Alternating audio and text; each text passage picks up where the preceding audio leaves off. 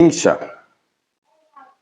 আমাদের কমন একটি রোগ রয়েছে যে আমরা প্রতিহিংসা এবং হিংসা করে থাকি অনেক সময়। তো হিংসার মাধ্যমে আমাদের জীবনের অনেকগুলা ক্ষতি হয়ে যায়। আল্লাহ রাব্বুল আলামিন কোরআনের মধ্যে বলেছেন, ইয়া আইয়ুহাল্লাযীনা আমানু ইজতানিবু কাসীরাম মিনাজ-যন্ন ইন্না বা'দাজ-যন্নি ইসমুন ওয়া লা তাজাসসাসু ওয়া লা ইয়াগতাব বা'দুকুম বা'দা আইয়ুহিব্বু আহাদুকুম মান ইয়াকুলা লাহমা আখীহি মাইতান ফাকারিহতুমু ওয়াত্তাকুল্লাহ ইন্নাল্লাহা তাওয়াবুর রহিম। আল্লাহ বলেন যে তোমরা অধিক ধারণা থেকে বেঁচে থাকো। আল্লাহ তাআলা এখানে মেনশন করেছেন মুমিনদেরকে, ইয়া আইয়ুহাল্লাযীনা আমানু ইজতানিবু কাসীরাম মিনাজ-যন্ন, ঈমানদাররা তোমরা অধিক ধারণা থেকে বেঁচে থাকো। ইন্না বা'দাজ-যন্নি ইসমুন, কারণ অনেক সময় ধারণাটা গুনাহ হয়ে থাকে। ওয়া লা তাজাসসাসু, এবং তোমরা জাসুসি করিও না, গোয়েন্দাগিরি করিও না। ওয়া লা ইয়াগতাব বা'দুকুম বা'দা, এবং একজনের পিছনে আরেকজনের তোমরা গীবত করিও না। আইয়ুহিব্বু আহাদুকুম, তোমরা কি এটা পছন্দ করো, আইয়াকুলা লাহমা আখীহি মাইতান, যে তোমাদের মৃত ভাইয়ের মাংস ভক্ষণ করবে। ফাকারিহতুমু, নিশ্চয়ই তোমরা এটাকে পছন্দ করো।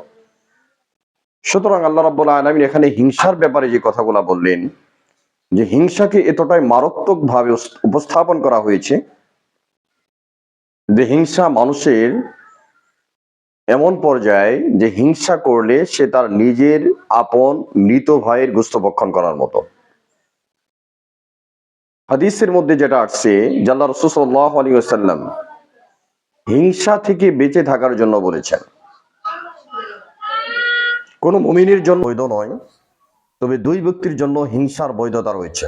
সেটাকে হিংসা বলে না, সেটাকে ঈর্ষা বলে বা ঈর্ষা বলে। সেটি হচ্ছে কি, মান আতা আল্লাহু ইলমান ওয়া মালান, ওই ব্যক্তির জন্য গিবতা চলে যেই ব্যক্তিকে আল্লাহ তাআলা ইলম দান করেছেন। দ্বিতীয় নম্বর, ওই ব্যক্তি যাকে আল্লাহ রাব্বুল আলামিন মাল দান করেছেন। তো এদের সঙ্গে হিংসা করার কথা বলা হয় না, বরং বলা হয়েছে যে যাকে আল্লাহ তাআলা ইলম দিয়েছেন সে বলে যে আল্লাহ তাআলা, অন্য ব্যক্তি যদি বলে যে আল্লাহ তাআলা ওই ব্যক্তিকে যেভাবে বড় আলেম বানিয়েছেন, আমাকেও যদি তার মতো বড় আলেম বানায়, আমিও দ্বীনের দাওয়াতের কাজ করতাম বা মানুষকে দ্বীনের পথে আহ্বান করতাম, বা আল্লাহ তাআলা তার মতো আমাকেও বড় বানিয়ে দিক, এটাকে গিবতা বলে, এটা জায়েজ। আর হিংসা কি, আল্লাহকে বড় আলেম বানিয়েছে, আল্লাহকে ধ্বংস করে দিক, আমি যেন ওর থেকে বড় আলেম হতে পারি, এটা হিংসা। আরেকটা হচ্ছে আল্লাহ তাআলা যাকে মাল দিয়েছেন সে মানুষকে দান করে দিবারাত্রি।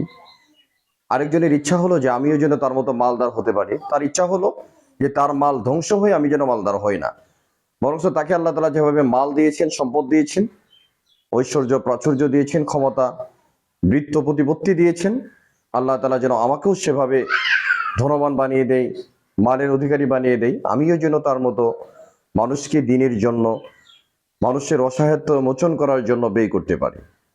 এটিকে হাদিসের পরিভাষায় গিবতা বলা হয়, এটা বৈধ। কিন্তু হিংসা এতটাই মারাত্মক যে হিংসার মাধ্যমে নিজের জীবনের সমস্ত আমলগুলা বাতিল হয়ে যায়। একটা লাকড়ি, শুকনো লাকড়ি, তার মধ্যে যখন আগুন ধরিয়ে দেওয়া হয়, আগুন যেমন সেই শুকনো লাকড়িগুলাকে পুড়িয়ে ছারখার করে দেয়, তো মানুষের ভিতরে যদি যার্রা পরিমাণ হিংসা থাকে, বিন্দু পরিমাণ হিংসা থাকে, এই হিংসাগুলো তার আমলগুলাকেও জ্বালিয়ে দেয়।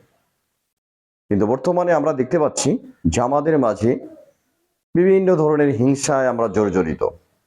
কারণ একটা ভালো মানুষ কখনো তার আরেক ভাইয়ের ভালো দেখে কখনো হিংসা করতে পারে না। সুতরাং হিংসার মাধ্যমে আমাদের মানব জীবনে সবচেয়ে যে ক্ষতিটা সাধন হয় সেটা হচ্ছে নিজের ভালো কাজগুলোকে অন্যর নামে উইল করে দেওয়ার মতো। কারণ আপনি যার হিংসা করছেন তার মন্দ কাজগুলো আপনার আমলনামায় চলে আসতেছে, আর আপনার ভালো কাজগুলো তার আমলনামায় চলে যাচ্ছে। সুতরাং হিংসা এটা কখনো ইসলাম সাপোর্ট করে না, এবং হিংসা কাল কিয়ামতের দিন এটা জাহান্নামে তাকে অবশ্যই ঢুকিয়ে দিবে। এই জন্য হিংসা থেকে মুক্ত থাকা, এটা হচ্ছে বড় মনের অধিকারী যারা, তারাই একমাত্র হিংসা থেকে মুক্ত থাকতে পারে। কারণ আমলগুলোকে পরিশুদ্ধ করার জন্য হিংসামুক্ত আমল লাগবে। কারণ হিংসা ছাড়া যদি আমল থাকে, এই আমল তার জীবনে কাজে লাগবে, আখিরাতে কাজে লাগবে। আল্লাহ রাব্বুল আলামিন আমাদের এই কথাগুলোর উপর আমল করা তৌফিক দান করেন। এই আশাবাদ ব্যক্ত করে আলোচনা শেষ করছি। আসসালামু আলাইকুম ওয়া রাহমাতুল্লাহি ওয়া বারাকাতুহু।